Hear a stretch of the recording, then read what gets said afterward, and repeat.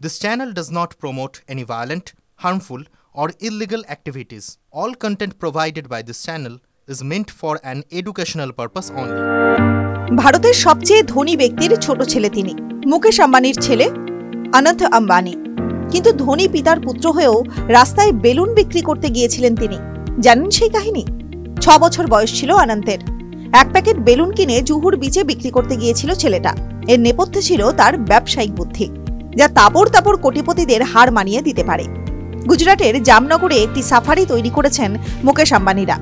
সেখানে রয়েছে বহু হাতি, সব হাতির দায়িত্বই অনন্তের। এই অনন্ত কেন বেলুন বিক্রি করেছিলেন সে কারণ জানিয়েছেন কিং খান শাহরুখ। এক অনুষ্ঠানে অনন্তকে পাশে নিয়ে তার ছোটবেলা সম্পর্কে অনেক কথা বলেন তিনি। জানিয়েছিলেন সেই বেলুন বিক্রি করার কাহিনীও।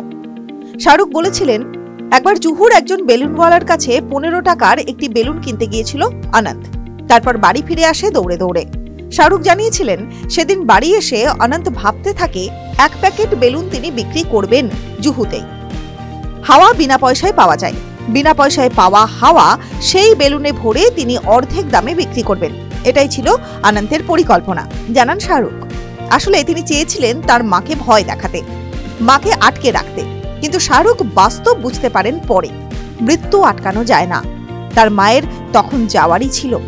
উল্লেখ্য, সম্প্রতি অনন্ত এবং তার স্ত্রী রাধিকা মার্চেন্টের সম্পর্ক নিয়ে চলছে আলোচনা।